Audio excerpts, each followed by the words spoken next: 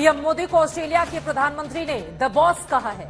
Sydney में प्रवासी भारतीयों के कार्यक्रम में पहुंचे प्रधानमंत्री नरेंद्र मोदी के साथ एंथनी अल्बानीजे ने पीएम मोदी और भारतीय लोकतंत्र की जमकर तारीफ की है। इसके पहले पापुआ न्यू गिनी में भी प्रधानमंत्री मोदी का शानदार स्वागत किया गया था। पांव छूकर वहां के प्रधानमंत्री ने नरेंद्र मोदी का वेलकम किया था। और हिरोशिमा में अमेरिका के राष्ट्रपति जो बाइडेन ने तो प्रधानमंत्री नरेंद्र मोदी की ख्याति का जिक्र करते हुए ऑटोग्राफ तक लेने की बात कह दी थी।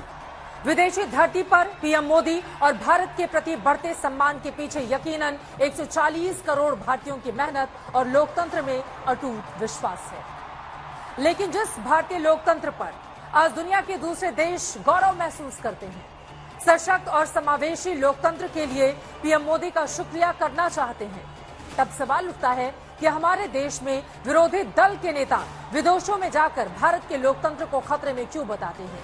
क्या सत्ता की लड़ाई में भारतीय लोकतंत्र की बुनियाद और विश्वास पर सवाल उठाना सही है?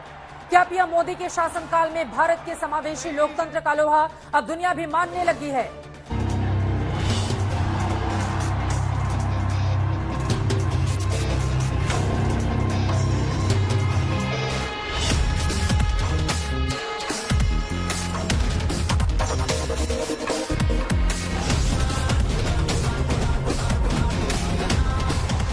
विदेशी धरती पर प्रधानमंत्री नरेंद्र मोदी का शानदार स्वागत दुनिया के कई मुल्कों में हुआ है, लेकिन ऑस्ट्रेलिया में पीएम मोदी का जो स्वागत हुआ वो सिर्फ हिंदुस्तान के प्रधानमंत्री का नहीं, बल्कि 140 करोड़ भारतीयों के दिलों में लोकतंत्र की धड़कन का हुआ।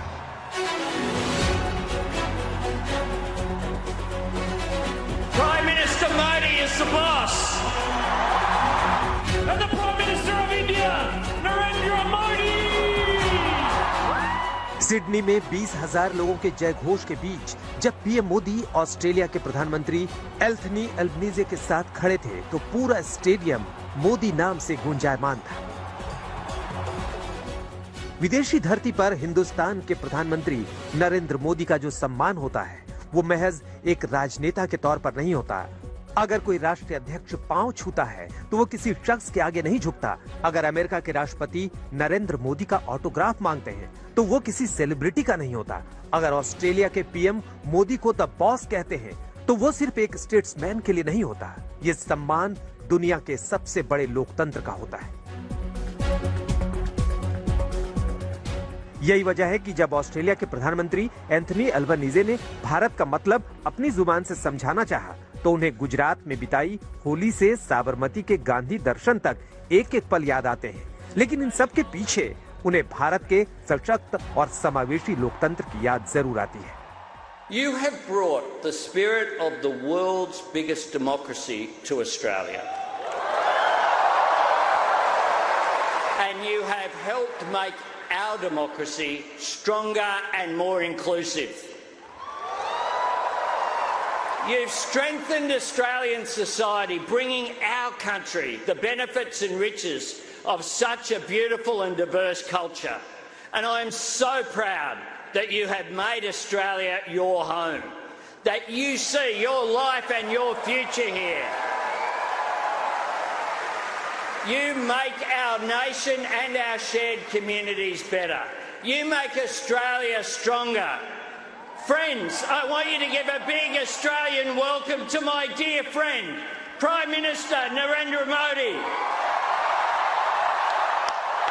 ऑस्ट्रेलिया के प्रधानमंत्री अल्बानीजे का ये बयान इसलिए अहम हो जाता है क्योंकि एक तरफ राहुल गांधी ब्रिटेन की जमीन पर जाकर ये दावा करते हैं कि नरेंद्र मोदी सरकार के दौर में भारत में लोकतंत्र पर खतरा बढ़ गया है। दूसरी तरफ ऑस्ट्रेलिया के प्रधानमंत्री पूरी दुनिया के सामने कहते हैं कि भारत की वजह से या नरेंद्र मोदी की वजह से ऑस्ट्रेलिया का लोकतंत्र सशक्त और समावेशी हुआ है।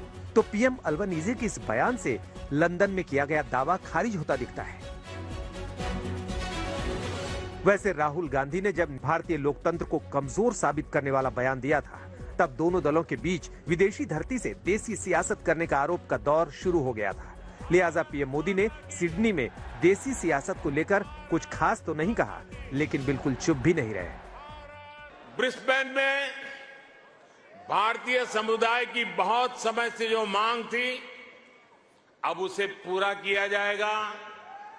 जल्द ही ब्रिस्बेन में भारत का एक नया कॉन्सुलेट खोला जाएगा।